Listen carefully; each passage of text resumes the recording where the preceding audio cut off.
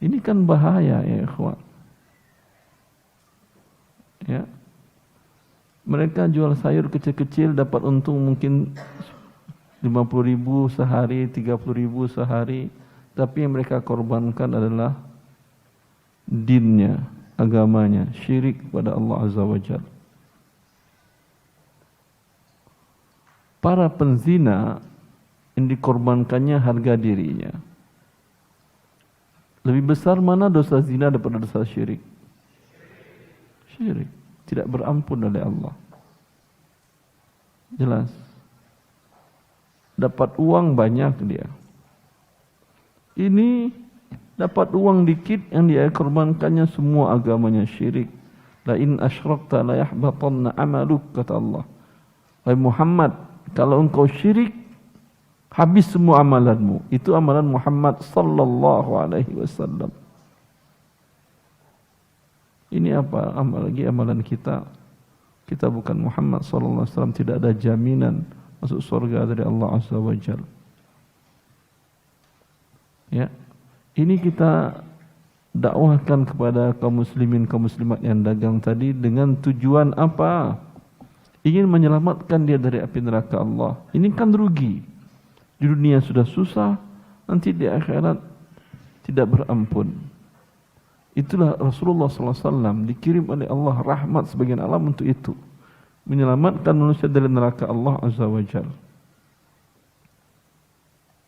Ketika Rasulullah SAW melihat ada seorang anak muda Yahudi yang akan wafat, beliau dakwahkan untuk masuk Islam, untuk mengucapkan qul asyhadu an la ilaha illallah wa anni rasulullah. Ucapkan hai anak muda bahawa tidak ada ilah yang berhak diibadai kecuali Allah dan aku adalah Rasulullah. Kalau orang berfikir untung rugi, ini orang mau mati. Apa keuntungannya bagi kita untuk mendakwahinya? Kalau dia akan hidup, mungkin banyak. Dia akan berjuang untuk Islam segala macam. Ini dia mau mati. Apa untungnya? Tapi Rasulullah tetap mendakwahinya. Dan anak itu karena ada bapaknya Yahudi, dia pun Yahudi. Dia minta izin, seolah-olah ingin minta izin kepada bapaknya. Bapaknya kasihan dan berkata kepada anaknya, Ati' Abul Qasim. Taatilah Muhammad. Abul Qasim itu. Abul Qasim. Lalu anak itu mengucapkan asyhadu an la ilaha illallah wa annaka rasulullah. Lalu meninggal. Rasulullah bergembira dan mengucapkan alhamdulillahillazi anqadhahu bi minan nar. Segala puji bagi Allah yang telah menyelamatkan anak ini dari neraka Allah. Itu tujuan kita dalam mendakwahkan agama Allah ini. Ingin menyelamatkan diri kita, orang-orang yang kita cintai dan orang-orang yang kita ketahui untuk selamat dari neraka Allah Azza wa Jalla. Bila rahmat ini yang kita berikan kepada kaum muslimin, kepada manusia umumnya, bukan kepada kaum muslimin saja, Allah akan berikan rahmatnya kepada kita juga. Ya. Ada saya waktu di Riyadh, ada seorang anak muda rajin sholat dan pintar anaknya, tapi kelihatan mantan slang lah gitu di tahun waktu-waktu itu, tahun berapa, 94-an. Ya, lalu saya tanya, Anda Masya Allah ikut ada pendidikan D2 untuk ilmu syar'i waktu itu.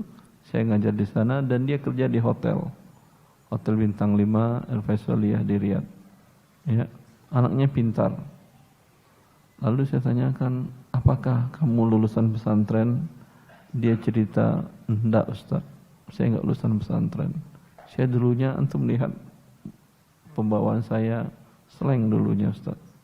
Ketika saya kerja kemari, ya kata dia, alhamdulillah Allah berikan hidayah melalui ada senior karyawan di hotel bintang 5 ini yang dia setiap subuh ngetuk pintu kaum muslimin, teman-teman karyawan yang dari Indonesia yang muslim untuk ikut sholat subuh berjamaah. Suatu ketika Ustaz, kata dia, saya waktu itu shift malam, selesai sekitar jam 3.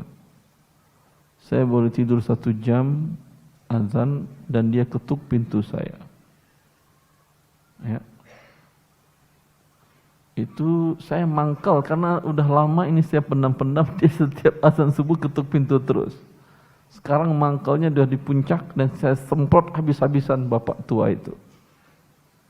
Lalu bapak itu dengan lirih menjawab, ya udah enggak apa-apa kalau kamu marah, tapi aku, kata dia, aku kasihan kau anak muda gagah, ganteng, kemudian masuk neraka. Dia pergi. Kata-kata itu Ustaz, kata dia, yang merubah hidup saya.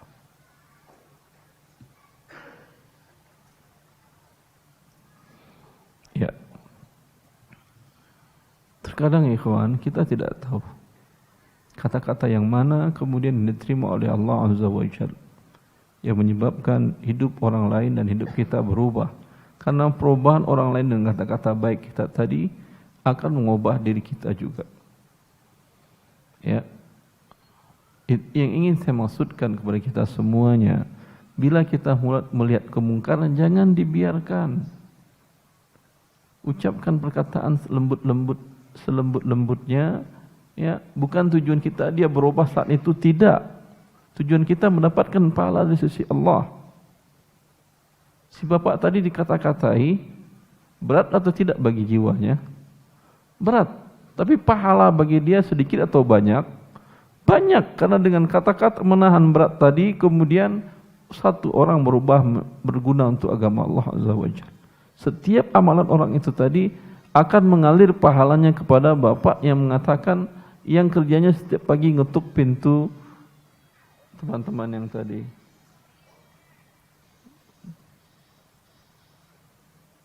Ya. Jelas? Itu yang saya maksudkan. Bila Anda diam, yang lain diam, kita diam, turun azab Allah lagi setelah itu. Ya.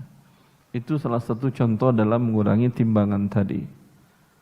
Ya, mengurangi takaran dan ukuran.